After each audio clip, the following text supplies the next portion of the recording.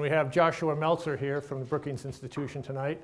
Joshua is a fellow in the Economic Development program at Brookings, Global Economy and Development.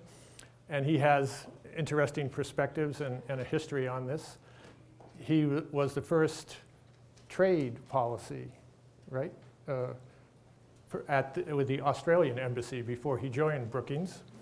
So he's been researching, talking, and negotiating on these topics for quite a while, and I think you'll enjoy his observations. Joshua also has a law degree from the University of Michigan, so I think you'll see a similarity in our accents, us both having spent time in Michigan. But I'll let you be the judge of that. Joshua? Thanks, Bill. And I always thought we sounded quite similar. Thanks for pointing that out. Good evening, everyone. And yeah, thank you again to UNLV for having me, giving me this opportunity to make this presentation to you tonight. What I'm going to do in the time allotted to me is I'm going to spend some time giving you an overview of what's happening in the international climate change negotiations. I'm then going to talk briefly about the World Trade Organization. I'm going to assume that none of you spend a lot of your life like I do thinking about this institution. So I'll just give you some basic background information, which I think will usefully inform the rest of the conversation. Then what I want to do is I want to talk about this intersection between the issues that are coming up on the climate change front and the international trade issues that are raised by the climate change negotiations, and also what countries are doing domestically. And then what I want to do is I'm going to focus on what the EU is doing on international aviation, because it's a real live current example of very much this intersection between climate change and trade issues. Before I get into that, I'll just briefly mention some of the key climate change facts as we know them today. And this is just reading off data that the Environmental Protection Agency puts out, and you can go to their website if you want more information. But basically their projections are, I mean, there's obviously uncertainty in terms of how severe the impacts will be, but the range is anywhere between 2 and 11 degrees out to 2100, which will be more or less a doubling of warming over the next, say, 100 years than we've seen in the last 100 years. And obviously the impacts are going to be significantly different depending on what part of the country you're from. Here, I like to think actually is quite similar in some climatic respects to Australia, which is also dry in some parts at least and quite arid. And you know, you can expect to see, where you see, for instance, droughts and high temperatures, you can see, expect to see a lot of this being magnified over time. So, you know, this means that, for instance, I mean, I found this little bit of data quite interesting, that if you, in this part of the country, apparently the average is to get approximately 60 days above 90 degrees, and that's expected to go out to 150 days. So half the year will be above 90 degrees. And in fact, a lot of these days are actually going to be a lot more than 90, like it'll be 100, 110, around that. So that's the type of impact we're talking about. Now before I actually launch into this, I think I need to satisfy some curiosity which might be out there, is what does someone from Washington DC think about the elections, and particularly what it means for climate change. We in Washington, in this sort of paradoxical way, somewhat do not see a lot of the campaign because no one bothers to campaign in Washington. There are some ads, but it's certainly nothing like what I understand you have been experiencing here. But one thing's clear is that both candidates spoke almost not at all about climate change. I think President Obama, to the extent he spoke about it, speaks about green energy, and really that's sort of become the way that his administration essentially has been speaking about the climate change issue for a while. Now, it's not clear at this stage what's going to happen, at least within the US on climate change going forward, given Obama's re-election. Certainly, it feels safe to say that to the extent that you think that there should be more action, we're probably in a better position with Obama in than with Romney in. And it's also true to say that while for political reasons there's been no discussion really of climate change in Washington for a couple of years now, quite a bit's actually been happening in the United States. Certainly not enough, but things have been happening. And some of the more important things, which I will just talk about briefly, are what the Environmental Protection Agency has been doing with its regulatory authority to address CO2 emissions from coal-fired power stations. Some of this has actually been specifically directed at CO2 emissions and essentially requires any large source really now to use best available technology to reduce those emissions. But also there's been a variety of regulations which have been getting at some of the other sort of hazardous wastes and air pollutants from coal-fired power plants, which is going to lead to actually the shutting down of quite a significant portion, probably of the coal fleet over the next 3 to 5 years. And that indirectly is then going to have quite an important impact on CO2 emissions in the United States. There's also been increased fuel efficiency standards, which are actually important. You know, they were initially introduced for light vehicles and now they've also been introduced for heavy duty vehicles, trucks, and coming off a low base, undoubtedly, but over the next 5 to 10 years and further out are going to have a material impact again on CO2 emissions from the transportation sector. So that is progress.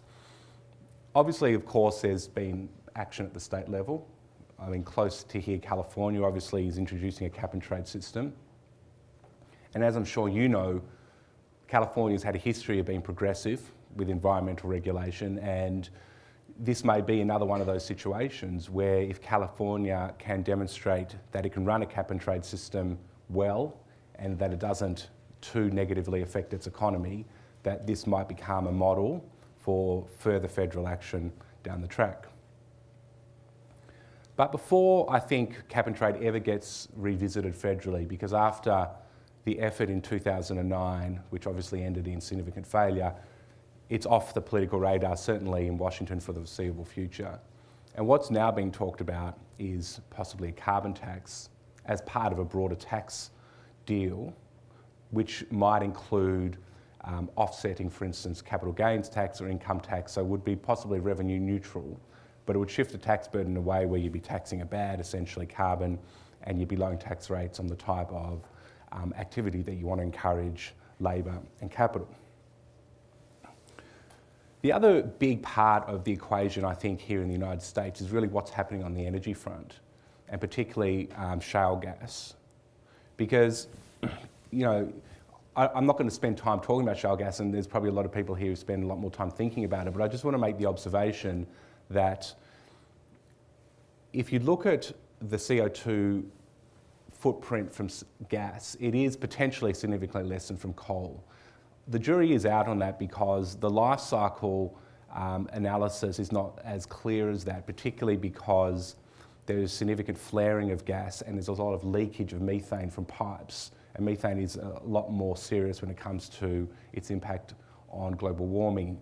These things can all be addressed. They're not technically that difficult, but they need to be addressed in order to make gas a help in reducing US CO2 emissions. And if that actually happens and gas actually starts to back out coal in electricity generation, then gas could be what people talk about as a bridge. So it will give some time to transition away from, say, this heavy reliance on coal into gas and possibly into a lower carbon future down the track. But for that to happen, certain bits of the regulatory framework need to still be in place. But that's another potential in the mix. And the final one is that the Obama administration, partly really as a result of the stimulus bill, has been investing significantly in green energy. And I'll just mention one sort of innovative program, which is ARPA-E, which is Advanced Research Projects Energy, which is being run out of the Department of Energy, which is being modelled on the defence equivalent which produced the internet. And that's an incubator for sort of step change developments in technology that can sort of disrupt the entire energy base and produce significantly new and different sources of low carbon energy. So that's the domestic front. What I'm going to do now is get into a little bit briefly the international climate change negotiations. And I don't blame anyone for not paying any attention to this, because it is tortuously slow, it is invariably most of the time disappointing, and it is a fairly impenetrable process. So I'm going to give you a brief overview and to give you a sense of where we're up to. Obviously there is the UNFCCC, which is a framework convention on climate change, which the US is a party to. The Kyoto Protocol, a protocol to the UNFCCC, which then set the binding targets, which the US is not a party to, and which essentially finishes at the end of this year. And so part of the discussions has been what happens to the Kyoto Protocol going forward. And we now know that the EU is going to commit to a second period under the Kyoto Protocol. Australia has just recently announced it will do the same. There's a couple of other small countries, but more or less, at this stage at least, that's about it. The US definitely not, and possibly Canada, Japan, other countries that were a party are not interested at all in joining the Kyoto Protocol under conditions where large developing countries like China are not making commitments. I mean, that's basically what's been happening. Now, in the lead up to the Copenhagen meeting in 2009, which you'll recall there was a lot of excitement and energy around that, and which you'll recall was largely seen as a failure, did in fact though produce some important though incremental outcomes. And essentially what it did is it shifted the way we think about what the climate change negotiations are going to produce. Whereas under the Kyoto Protocol, what basically happened was that a global target was agreed and countries got together and negotiated what their contribution to that global target was going to be. So countries literally sat around in a room and said, I'll do 4 if you do 5, I'll do 5 if you do 6, etc. So it was a top-down process where the idea was that once you'd actually agreed to a target for your country, you'd then go back, you'd pass the necessary legislation, do what was needed to meet that target. That didn't work that well. The United States, while it signed the Kyoto Protocol, even under President Clinton, it became very clear this was not going to pass the Senate. President Bush, second Bush, basically withdrew from the Kyoto Protocol. And countries that had signed it and actually ratified it essentially and had an international commitment under it just didn't meet their targets. Canada was one, Japan was another. What then came out of Copenhagen was more or less a complete change in dynamics. So instead of this top-down process where the international negotiations are going to drive action in countries, countries decided what they're now going to do is bottom up. So they're going to decide separately and individually what they are prepared to do to reduce their CO2 emissions. Then they would reflect this in what's called schedules in a separate agreement. So the United States, for instance, has pledged, this is not a legal commitment, this is really a political commitment to reduce emissions by approximately 17% by 2020. And other developed countries have made their own types of commitments and targets. Importantly, developing countries have also pledged, not necessarily targets, but policies and actions that they will do. So it might be a renewable energy standard, it might be something on deforestation, it might be something on improving the carbon efficiency of different parts of their economy.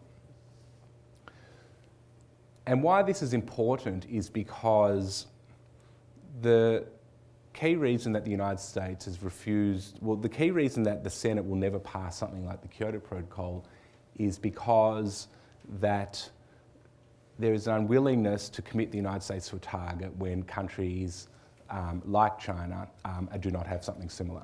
Now, we won't get into at this stage whether that's fair or not, but that's certainly the view of the US Senate. And this bottom-up process starts to break down what has been a very firm division in the Kyoto Protocol between developed and developing countries. whereas in the Kyoto Protocol, only developed countries had firm targets, there was really nothing that developing countries were required to do. Importantly also, there was no pathway for developing countries to take on commitments. The other thing to remember is that it's a very different world today than it was in the 1990s when the Kyoto Protocol was being negotiated. Most importantly, China. I'm going to keep coming back to China during this talk. I don't want to paint China as a boogeyman in this whole thing, but it's a useful proxy because it is obviously a very, very large economy, still certainly a developing economy.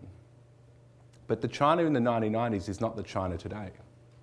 And the growth of China over those 15 years has changed the strategic calculations around climate change enormously. And the Kyoto Protocol is completely unable to recognise that, which is partly why the United States and other countries, don't want anything to do with it anymore. And it is also partly why this bottom-up process, where now countries like China, while they're not committing to targets, are at least recognising that they're committing to some form of action. And so we're seeing this sharp divide between developed and developing countries slowly break down. Now, since Copenhagen, we've had annual meetings, annual negotiating rounds, which are called COPs, Conferences of the Parties. And we had one in Cancun and Johannesburg. The most important thing really that came out of Johannesburg last year was that there is now a goal to have a legal outcome by 2015 and for that to be implemented by 2020. So that's the time frame we're looking at. Where we're at the moment is if you sum up all the commitments and pledges and targets that countries have made so far, is that we're well short of reaching any type of reasonable global goal for reducing CO2 emissions. I mean, not particularly surprising because what countries are going to have to do is going to be hard and they're not going to do it without a little bit of nudging along. And currently all that is being asked of them is what are they prepared to do voluntarily. So countries are essentially looking at their targets, their sort of business as usual, and they're basically committing to that without having to do much more than that.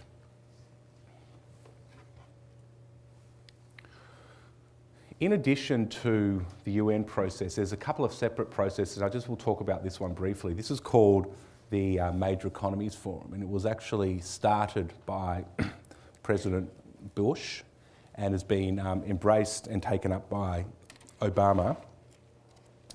And it basically picks up on the idea that you don't need 190 odd countries to solve this problem. You need the world's 20 largest economies, which are also the world's 20 largest CO2 emitters. You get to about 80 odd % of global emissions. You get them into a room, you force them to sit down and talk through all the really, really hard issues under conditions of strict confidentiality, regular interactions. They build trust in each other, and you try to make progress here. And then that progress might then filter through into what actually happens in the UN process. So these are just some of the countries that are part of this forum. And it has made some progress. I think it's certainly not been anywhere near as successful as people had hoped it would be initially. I think that's partly because a lot of the energy has gone out of the negotiations. And part of the reason for that at the end of the day is that we will unfortunately not get anywhere seriously until the US gets serious about climate change. It still is the fact that the United States is the world's largest and most significant actor. And US leadership on all range of international issues is always key, always. And once the United States gets ambitious and commits to action which is seen as pushing the United States economy onto a trajectory that it needs to get onto, I think we will see in fairly quick succession a whole lot of countries following suit. The other important thing is that in terms of the dynamics of the negotiation, what's really happening at the moment is that China is really probably quite happy with where things are, because until the United States acts, it's very, very hard to expect China to act. So China essentially hides behind the United States at the moment. Inaction by the United States is plenty excuse for inaction by China, and basically the developing world more broadly. Once the United States moves, that protection goes. You will see Canada follows very, very quickly, and Japan and other countries will go. And when I say go, I mean they will adopt similar targets and similar levels of ambition, and that will leave the developing world, which is where all the growth now is happening in CO2 emissions. Everyone knows, it's very simple maths, that you cannot solve this problem in any realistic way without getting on board China, India, Brazil, Russia, and a few others. So once the developed world has actually committed to the necessary targets, then all eyes are going to be on getting the developing world to make something serious as well. Okay, the World Trade Organization. So this just sets out basically what it is in very brief terms. It's an international organisation based in Geneva. It is the organisation responsible for trade liberalisation, for the rules of how countries trade and invest and also deal with intellectual property. It provides, in a way, three important functions. One is that it's a forum for negotiations. So most countries have essentially what are called missions. I mean, think of them as embassies in Geneva with essentially negotiating teams that meet daily to do the work of negotiating trade rounds. So currently we're in the Doha round, which is going nowhere, but you know, there's, that's the focus of a lot of what goes on there. There's also, the other part of it is a very important, essentially, international court. I mean, I think it's uncontroversial to say that the international court based in Geneva at the WTO is the most significant international court that exists today, much more significant than the International Court of Justice. It produces regular outcomes. I mean, it is used by countries all the time. Unlike the ICJ, it's compulsory, unlike the ICJ. So by that I mean that countries have the choice of whether or not to litigate before the ICJ. There is no choice at the WTO.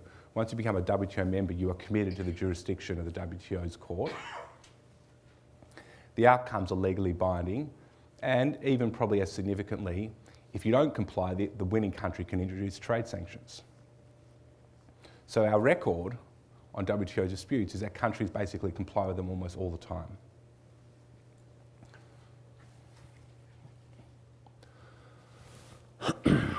So, what's it for? Why does it matter? I've just put up the preamble for you, because I think the thing just to realise that, well, obviously, the significance about trade is not necessarily trade in and of itself, though there are a lot of benefits to that, but it's obviously a means to an end. And these are some of the ends that it's about: increasing standards of living, full employment, growth in income, production of trade, while protecting the environment and taking developing country needs into account. So this balance of liberalisation, environmental protection, we'll get into a little bit more, but it's certainly there in the preamble. In terms of what the WTO requires of countries, we're not going to talk about that in much detail. I just want to mention a couple of key principles, because I'll try to revisit this when I talk about the EU Aviation Directive. But essentially it's about non-discrimination. It's about not treating one country more favourably than another country, the goods from that country. It's also about not treating your own goods, just because they're your own goods, more favourably than imported goods. Discrimination. Reducing trade barriers, and really predictability, fair competition, development. It sets the rules of the game. You know, anyone in business knows that one of the key things that businesses want is predictability, right? They want to reduce risk, they want to know what the rules are, and that's exactly what the WTO seeks to provide on an international level. The important thing to also know about the WTO, I think, is that this is not only about tariffs, this is now about, you know, significant ways.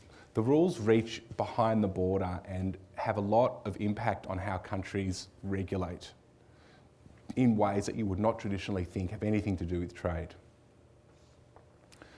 I mean, when you think about it, lots of laws, and because we're in a globalised economy, lots of laws and regulations, whether it's about health, or environmental safety standards or labelling can have an impact on trade. And so the WTO actually gets at this issue. It essentially has rules that actually discipline how countries go about doing a lot of this stuff that is not traditionally thought of as trade. So the rules reach deep inside how countries regulate, so it's significantly powerful in that respect. So there are currently 157 members. Russia just recently joined. I've mentioned that it's Geneva-based. I've just put up some figures about the sizes. It's actually a relatively small organisation, considering what it does and considering what other organisations do. And the current head is Pascal Lamy, and provides a lot of support to the negotiating groups and dispute settlement process.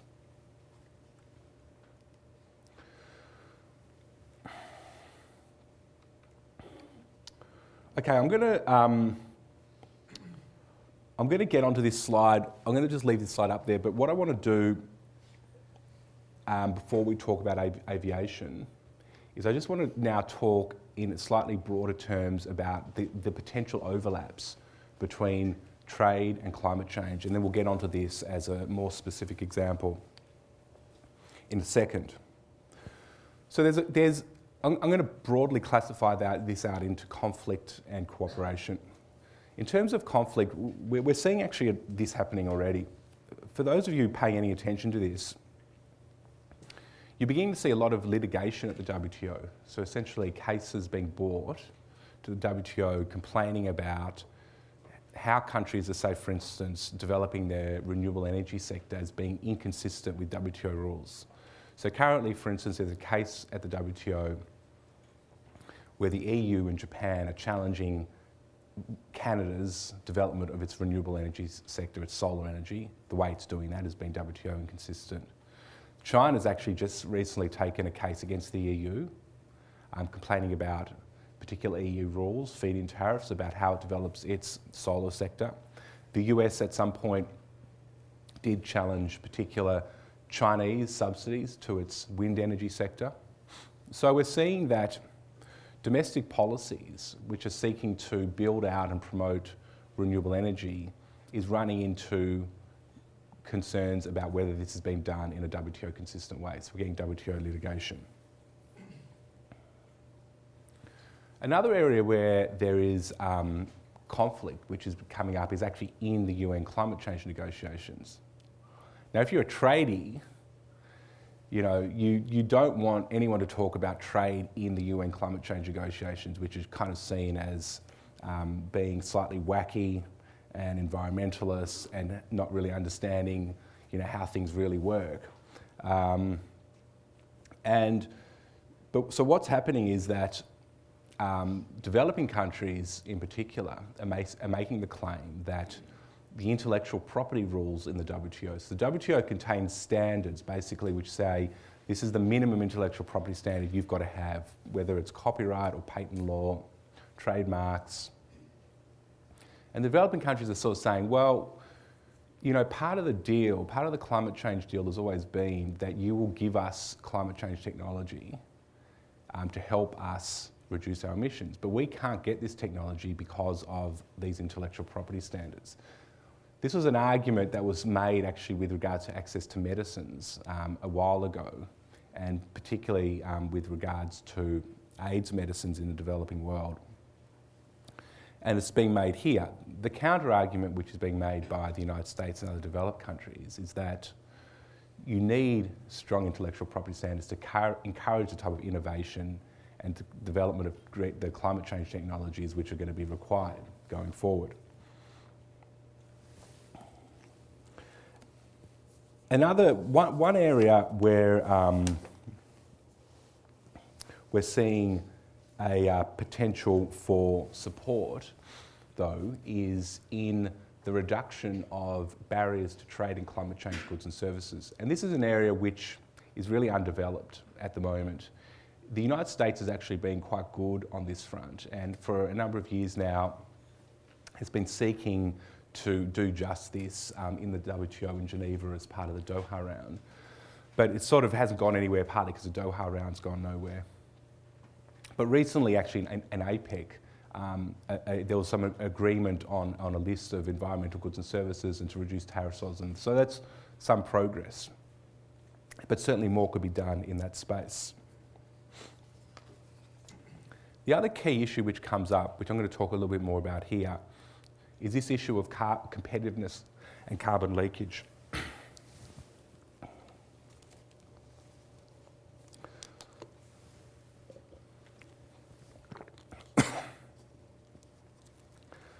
Now, this issue really actually came up very specifically in Congress in 2009 when the United States was trying to get serious about pricing carbon. And the concern was this: if you put a price on carbon in advance of other countries, which is exactly what was happening, then essentially you're putting a cost on your industry which other industries in other countries are not facing.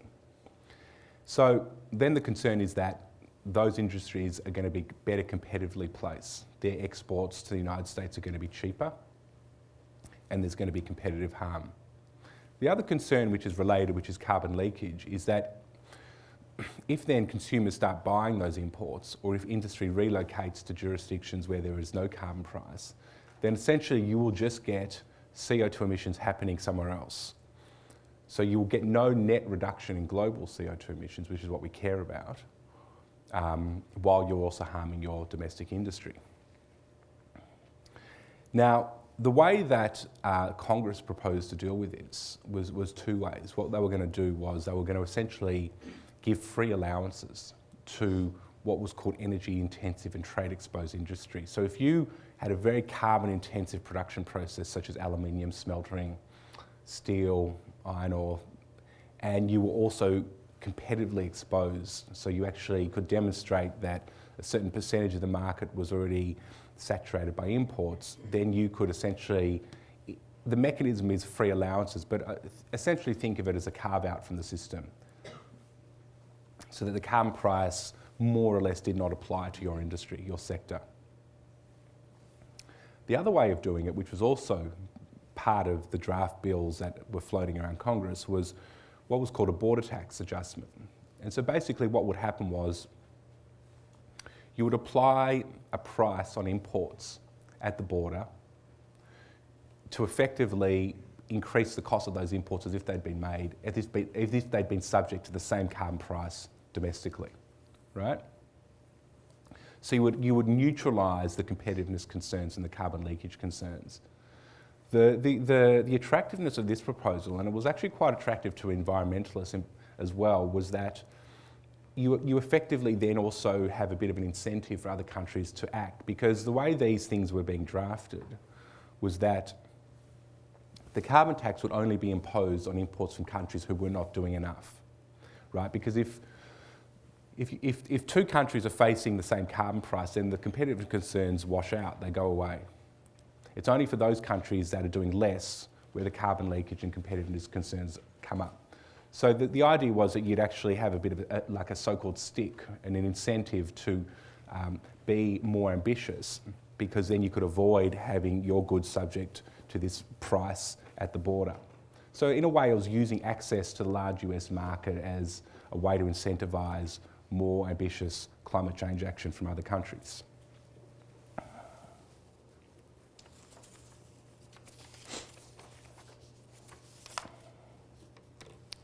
Okay, now I'm going to just talk a little bit now about the this aviation, what's going on in aviation, because I think it's a great example of how this issue has really hit the road in a real live way. So, just quickly, I just want to give you an overview of actually the contribution of aviation to CO2 emissions. So you can see that it currently represents about 2.5% of global emissions.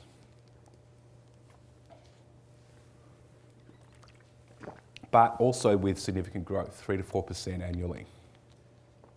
And on top of that, aircraft also emit NOx in the ozone, which effectively form into contrails, and they produce. I mean, it's that the white clouds that you see coming out the back of aircraft when they're flying high also magnifies the global warming potential of the aviation sector, which means that taken totally, the impact once you look at NOx and CO2 is actually significant. In fact, some of the latest figures I've seen suggest that if aviation was a country, it would be the 7th largest source of CO2 emissions globally. So what's been going on? So, countries have been very alive to the need to deal with aviation. And in fact, the Kyoto Protocol requires ICAO, which is the International Civil Aviation Authority, to find a solution to this. So in 2001, ICAO basically called on its members, all the states, to look into this issue. In 2007, they established a group on international aviation climate change, and basically what they came out with was this goal of increasing the fuel efficiency of aircraft annually by 2% out to 2020, and to try to have carbon neutral growth by then. But because aviation is growing at 4 to 5% annually, this was clearly not going to reduce the contribution of aviation to CO2 emissions. And in fact, by 2010, ICAO had more or less recognised this fact itself. But what we see here broadly is that over 10 years, all that we got out of ICAO was an efficiency dividend, which was not enough. So this is an important background because it was really this which led the EU to act. And what they've done is they've introduced a directive, which is just a law in EU nomenclature, which came into effect on the 1st of January this year. And it effectively includes international aviation now under its cap and trade system. So what this means is that all flights, international, whether EU or non-EU, that arriving and departing into EU airspace now have to basically cover their CO2 emissions for the entire duration of the flight. So if you take a flight that is taking off from New York, flying to London, that from, let's say, United Airlines flight, then they are responsible for the CO2 emissions emitted over the United States, over the high seas, and also over EU airspace as they fly and land into Heathrow. There are targets now for the aviation sector, which are 3% this year and 5% annually out to 2020. I'm just going to go through a little bit of detail. This might be too much, but in case for those of you who are interested, a lot of allowances are given away for free, which basically means that in the first year, airlines get most of, for their emissions, essentially 85% already covered. So they really only have to buy 15% worth of allowances to cover their emissions. And this giveaway is tailored off. It's reduced slowly over time, so it's down to 80% in the years 2013 to 2020. And in fact, there are some calculations that the EU is giving away so many allowances for free that the airlines are going to make money out of this. This is not surprising. This is what the EU did when it first introduced its cap and trade system for other industries, and it gave away so many free allowances that there was windfall profits made all across the country. So what do airlines do in this situation? Well, there's a couple of things they can do. They can reduce their CO2 emissions. I mean, obviously, if you've got less CO2 emissions, you need to buy less allowances, and that's where the incentive comes from having a cap and trade system. If they don't do that, they can purchase allowances to cover their CO2 emissions. Now, airlines are going to make that calculation at the end of the day based on the price of an allowance compared to the cost of actually reducing their CO2 emissions.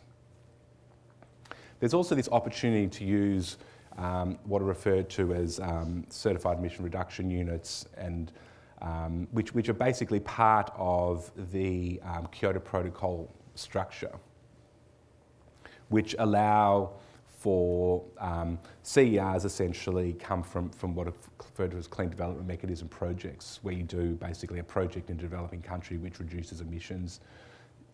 You basically get allowances reflecting that reduction in emissions, which can then be used to satisfy your obligations in the EU system. ERUs are very similar. I won't go into the detail, but they happen in the developed world instead. Now, if airlines fail to comply, this is the penalty. So it's €100 per tonne, plus there's the ongoing obligation to comply. So it's quite significant. Obviously, the EU is going to generate some revenues from this, right? Because they're selling at least 15% of the permits. And this is partly a jurisdictional issue in the EU, because the EU can't compel member states in terms of how they use revenues. But what they've done, they've said in the strongest terms the EU really possibly can, that you really should use these revenues for climate change purposes. But there's nothing that actually requires it, because they can't require it. And certainly here in the United States, people have pointed out and said, oh, well, this is just going to be used for budget reduction purposes and the like.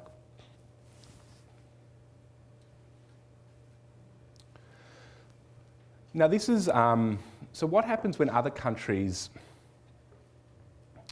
also are regulating aviation? And this is where it gets a little bit interesting, because like what I was mentioning before with how the US was designing its cap and trade system with the border tax,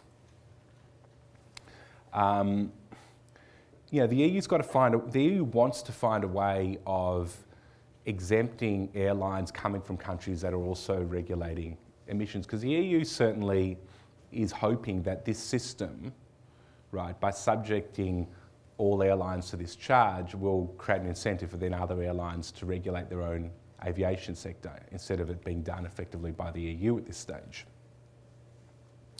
Now, the EU the actual directive says that if another country is doing something which is essentially comparable in effect, then they will exempt airlines from that country.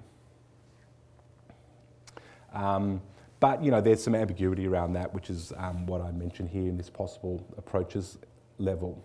Because the way it's actually been, while the preamble talks about equivalent environmental effect, in the actual legally binding part of the law, it doesn't say that. And this has also caused some concern about how the EU is going to manage this. And I'll get into this in a little bit more detail. Now, what's really interesting is how the rest of the world's reacted to this. Because it's been, what I would call quite severe. So from the US side, you've had, Secretary of State Clinton, Ray LaHood, who's Secretary of Transportation, coming out and saying, that they strongly object to this, both on legal and policy grounds. You've also, interestingly, had action in Congress where action seemed impossible on anything else. Somehow there was action on this. Nothing's passed, but a bill has passed the House and a bill has passed the Senate. As you know, these bills are slightly different. They've got to be conferenced and eventually passed again, and then signed, obviously, by the President. But without going into the details, basically what these bills do is they make it illegal for US airlines to comply with the EU Aviation Directive, which is quite amazing. Just a little factoid, the only time that the US has made it illegal for US industry to comply with the laws of another country are in the case of the apartheid regime in South Africa and to comply with the Arab boycott of Israel following 1973. So, if you think about the moral equivalence issue, this seems slightly bizarre. But other countries have also come out strongly against it. China has talked about this violation of principle of common but differentiated responsibility, and I'll talk a little bit more about what they mean by that. But a range of other things. But BASIC is an acronym for Brazil, South Africa, India and China, which is essentially a grouping in the climate change negotiations. They've come out and expressed strong concern. ICAO itself has issued declarations opposing it. Now, now the key issue here is what countries really don't like is not that they are regulating aviation, but they're regulating non-EU aviation. I think the world would be fairly comfortable if the EU applied this only to EU airlines. What they really don't like is EU applying it to non-EU airlines. There's also been some legal challenges, and I'll just go through this very briefly, but essentially the aviation sector, the United States aviation industry challenged this in the UK, and the way it works in the EU essentially is that any decisions on the consistency of EU law with international law gets decided by the European Court of Justice, and so this was referred to the European Court of Justice, which essentially found in favour of the Aviation Directive on all the key arguments. I'm not going to get into this a little bit more. I actually think this sovereignty issue is an interesting one because it sort of comes up here a bit in the US. We can talk about that in Q&A if anyone's interested. But I want to get back to this carbon leakage and competitiveness issue, which I talked about before, because it helps to explain why did the EU then apply its aviation directive to non-EU airlines. And essentially it had to do it because of carbon leakage competitiveness concerns, the same concerns that existed in the United States when it sought to price carbon. Because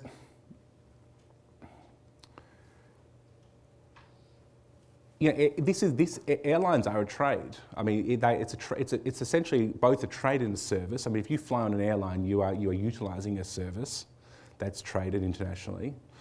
Airlines also carry cargo, a good, and so the way that you apply cost to airlines also affects trading goods. And there were concerns that if they didn't apply it to non-EU airlines, that you would lead to effectively, the assumption is that this price will flow through to ticket prices and you would harm your EU industry. And it's very easy to switch from flying an EU airline to a non-EU airline. I mean, you get onto orbits.com and with a click of the mouse, you just change your airline. There's also been concern that it would create all these very perverse incentives for if you didn't fly if you didn't include non-EU airlines in the system. And one of them is that, for instance, what it does, and this is one of the challenges also of not having an international approach to this issue, is that because it only applies for the flight into the EU, the incentive now is to fly, say, for instance, to a country close to the EU, fly to Morocco or you fly to Israel, and then you fly to the EU, and then so you're only really then responsible for that last leg of the journey. But that route might actually in the end be longer than a direct route, so you actually might end up with greater CO2 emissions. Now, part of how this is going to play out in terms of competitiveness and carbon leakage is what's the cost going to be? And the costs are not that significant. I've just pulled up some figures here from Merrill Lynch, which suggest that the cost in 2012 will be $2.86 billion, which sounds like a lot, but when you break it down into per passenger ticket numbers, you get $2 per passenger for the budget airlines, $5 for the non-budget mainline airlines, going up to $2.60 and $6. I actually don't have the figures in front of me, but if you break out some of the charges that the United States places on ticket prices, for instance, for security and other reasons, this would come out in the wash. This is minimal. And all you have to do is think about the price of a flight from here to Europe and you realise what a $2 difference is going to make, absolutely nothing. So, how do airlines then reduce their CO2 emissions? I just bring this up because it's useful to think about how the cap and trade system is actually going to work in terms of the incentives that it creates. Certainly, because this is in a way the argument the airline industry is making, which is worth thinking about, because their opposition to it is not just simply commercial sort of myopia. There's already a significant carbon price in the system because fuel is basically the largest cost for airlines. And so Rising fuel prices, which we've all noticed over the last 3 or 4 years, have been significant for the airline industry and has driven significant fuel efficiency increases and will continue to do so. And really the rise in fuel prices that you're getting for other reasons besides carbon will dwarf anything that a carbon price is going to place on airlines for the foreseeable future. Airlines can also increase their load capacities. They can basically put more people on planes, but anyone who flies, you see the limited opportunities to put more people on planes. The other options are you can switch to biofuels, which is certainly where a lot of R&D effort is underway, both here in the United States and in the EU, but they're not commercially available options at the moment. And another thing which is underway already is switch from basically traffic control using radars to satellite, which will lead to less circling, much more efficient descent paths, and will reduce fuel burn. So I just want to get into how we think about this in terms of what the WTO rules are and what this might mean for the EU. As I said to you, the airlines are both provide a service and they also carry goods, and the WTO rules deal with goods and services. So we have a situation of trade in goods and services, which brings in then commitments that the EU has under the WTO. Now I'm going to talk briefly about how we think about the WTO rules, because we're not going to have a class talk about WTO law at the moment, but I think we can think through this in fairly straightforward terms, because as I said to you at the beginning, really this is about non-discrimination. Don't treat your domestic goods and services more favourable than your imported goods and services. Don't treat the imported goods and services from one country more favourably than those from another country. That's really one of the key principles in the WTO. Now, the EU Aviation Directive applies essentially the same to all airlines. All airlines, when they come into the EU, have to account for their CO2 emissions. There's nothing in the law which specifically says we're going to look after this country better than the other country, or we're going to look after our domestic airlines better than international airlines. But you can also, the other thing about the WTO is you don't only look at what's called this formal discrimination, does the law actually discriminate, but what's the effect of it? How does it actually impact on airlines? And this is called de facto discrimination. I think this is where the trouble comes up. Because certainly it's a case that if you're located further from the EU, you're going to have a greater cost getting to the EU than if you're located closer to the EU. I mean, it's clearly the case that your CO2 emissions increase over distances, and so therefore the costs increase as well. So if you're from New Zealand, flying lamb or whatever you want to fly to the EU, or just as a passenger trying to be a tourist in the EU, is going to be a much more expensive proposition than if you're located somewhere a lot closer, the United States or wherever. The other thing is that obviously within the EU, flights within the EU are obviously going to be a lot cheaper in a way than flights coming from outside the EU. I mean, essentially a flight from France to Germany, from Paris to Berlin, is going to face a much lower CO2 emissions charge than a flight from outside. So we have a problem there. But in the WTO, there are exceptions for environmental laws. And the two key ones here are what are called a measure relating to the conservation of exhaustible natural resources. And we do know from some of the case law that clean air is understood to be an exhaustible natural resource. And also measures for the protection of human, animal, plant life or health can also be allowed. So you can discriminate, but you can do it for these reasons. And we also know that certainly there's going to be an impact on climate change on human, animal, plant life or health. So they might be able to argue that. In order to argue it though, they've got to get through this chapeau. And essentially what this requires is that you can't have arbitrary or unjustifiable discrimination or disguised restriction on trade.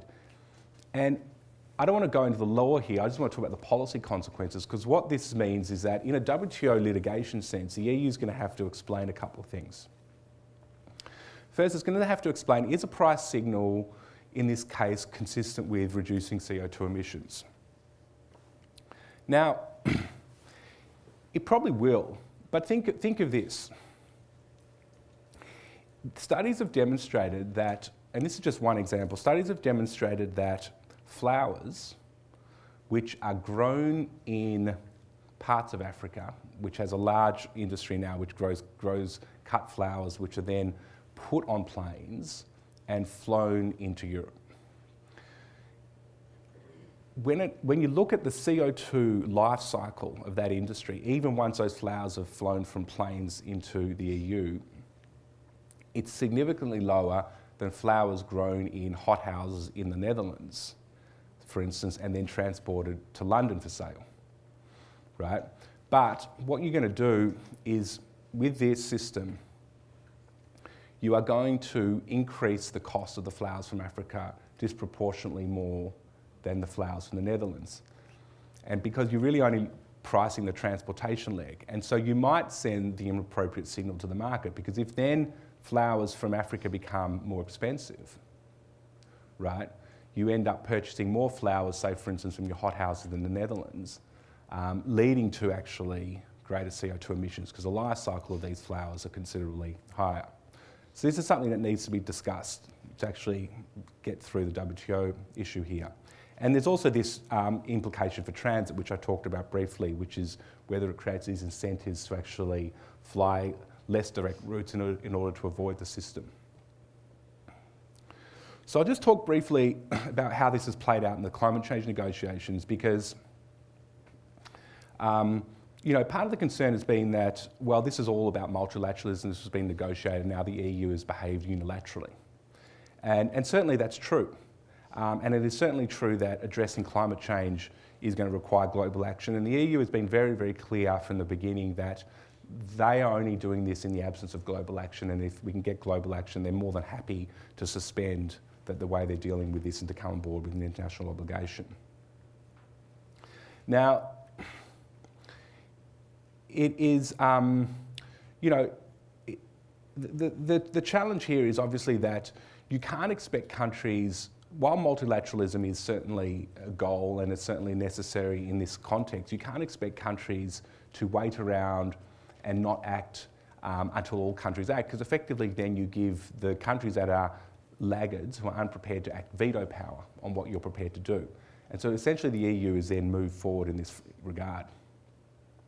And finally, I'll just finish up with this issue of common differentiated responsibility, because I mentioned it earlier, and it's been the key concern of developing countries. It's basically the principle in the climate change negotiations that developed countries should do more than developing countries.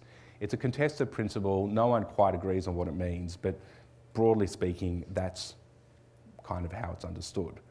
Now, in the case of the Aviation Directive, the one thing that the developing countries hate is that it basically applies equally to all airlines, whether they come from developed or developing countries. They've all got to reach the same targets in the EU scheme, so it does not differentiate between developed and developing countries. And so the developing countries hate this, partly because they hold fast to this principle in the climate change negotiations, and slippage in the aviation space is possibly seen as slippage in the broader climate change negotiations.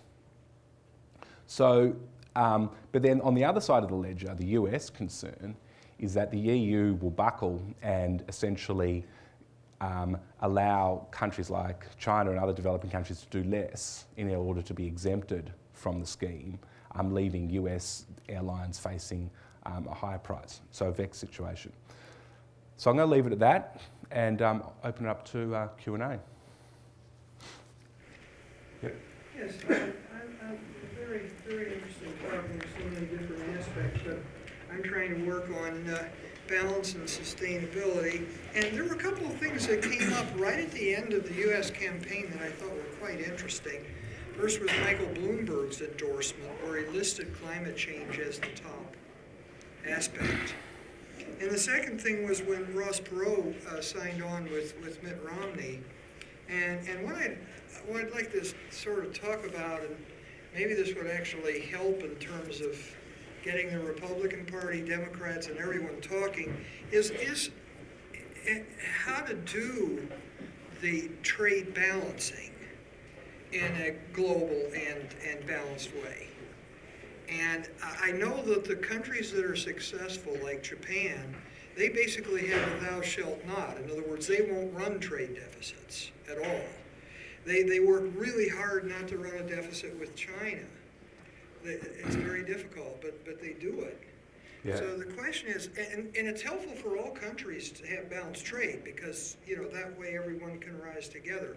Yeah. But I just don't see any specifics for the U.S. But two of the things that I've been toying with, and I'd like your inputs, is I like this idea, which Japan, Germany, and China do, of some percentage, possibly 50% domestic production of all things that are sold in that country.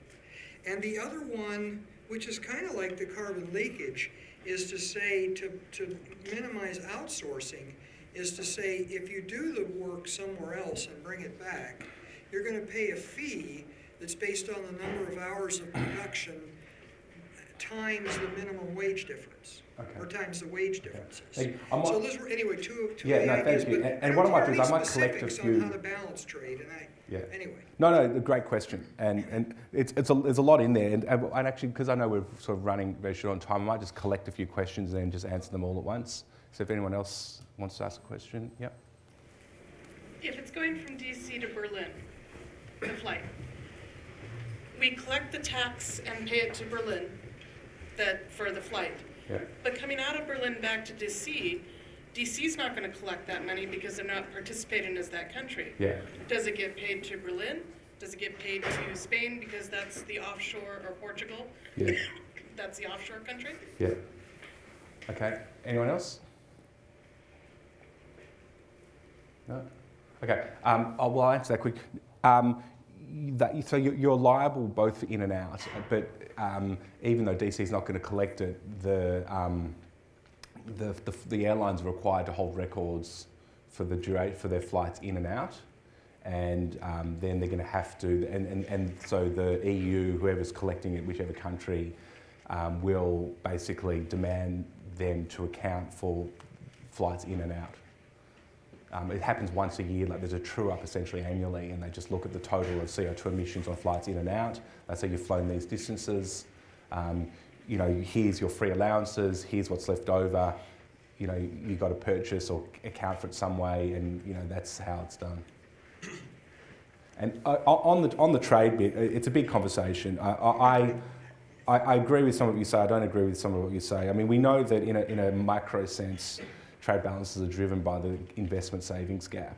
And so, you can have, there's a literature out there about whether in fact we need to be that concerned about trade balances, because in a way, if you have a floating exchange rate, these things should adjust over time. I don't quite, some of this domestic production issue actually gets to the WTO litigation I was talking about before, because there's a tension here, and the tension is real in the US policy sense, because if the one thing that liberalised trade does is it allows for the most efficient allocation of resources, allows for production of goods and services where they can be done in the cheapest way, and it can therefore allow for, in a renewable energy sense, when we think about that, access to for instance, solar PV or wind turbines being manufactured in places which can do it more cheaply, which makes solar energy then more cheap. It runs into a tension when you then also want to develop your own manufacturing capacity around, say, for instance, green energy, which is certainly, I think, what's happened here in the US. I think there's been a view that green jobs, green energy means manufacturing things here, which maybe the US is just not good at manufacturing anymore. It doesn't mean the US doesn't contribute and actually gain a lot from participating in the life cycle of renewable energy, whether it's at the high-end manufacturing or the services end of the renewable energy spectrum. But it means that a lot of the commoditised parts of the renewable energy manufacturing process probably are going to be done in China and other developing countries, like a lot of the other commoditised manufacturing processes. And so you've got to work out, what do you want? Do you want that, or do you want the type of cheaper access to renewable energy that might come from allowing that to happen? And that's something that sort of needs to be, I think, talked through a bit more. Thank you. Last question? Going once? Great. Thank you, Joshua, for shedding some light on an important topic. Thank all of you for coming. I'll note, we'll have Joshua's lecture, both the video and his PowerPoint, up on our website. Normally, I would say next week, but we have a holiday week, so it might take a little longer, but it will be there in a few days. And we'll gather for our last lecture of the semester, let's see, in almost 2 weeks on the 27th. It's a Tuesday, I believe. Ross Hammond will be out from Brookings, and we'll change the topic to some social issues. Ross is doing some interesting data analysis on health issues, on obesity, on communicable diseases, and he'll talk about how new data studies are being used to affect or not affect policy. So I hope you can join us then. Thank you.